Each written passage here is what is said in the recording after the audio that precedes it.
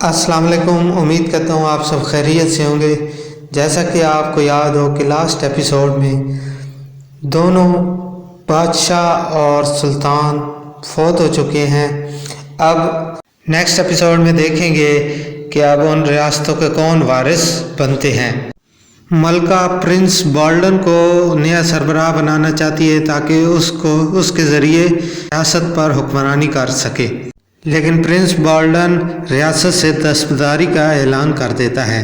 कौंतस मिला अब सलाहुद्दीन अयूबी को कत्ल करवाने के लिए शातिलियन का इस्तेमाल करती है और उसे कहती है कि तुम सलाहुद्दीन अयूबी को कत्ल कर दो।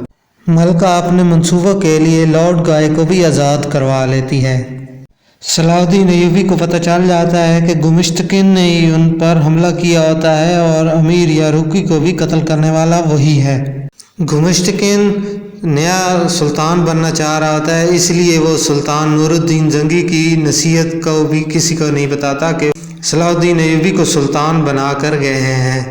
गुमिश्तकिन भी सुल्तान बनने का उम्मीदवार बन जाता है, इसलिए सलाहुद्दीन अयूबी ये पेशकश करता है कि रियासत के वज़ीर ही हम दोनों में से जिसको भी सुल्तान बनाना चाहते हैं वो ही सुल्तान होगा। लेकिन गुमिश्तकिन वज़ीरों को ख़रीदना शुरू कर देता है क्योंकि उसको मालूम होता है कि सलाहुद्दीन अयूबी को ज़्यादा लोग पसंद करते हैं।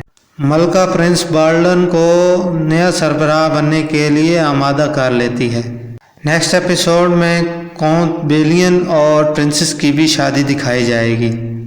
बोरो जो अपने दोस्तों को ढूंढने के लिए किले में दाखिल होता है तो वो सायरा की कैद में चला जाता है और सायरा उसे कहती है कि तुम सूरमाओं का खेल खेलोगे तभी तुम्हारे दोस्तों को तुमसे मिलवाऊंगी। बोरो इस बात पर राजी हो जाता है।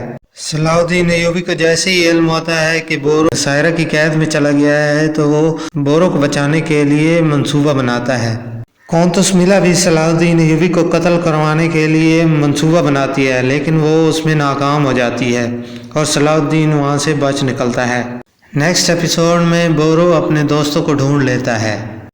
दूसरी तरफ प्रिंस बॉल्डन का इलाज करने आए हकीम लतीफ़ को शातिलियन कत्ल कर देता है ताकि वो प्रिंस बॉल्डन का इलाज ना कर सके, और मलका लॉर्ड गाय और शातिलियन के साथ मंसूबे बनाना शुरू कर देती है।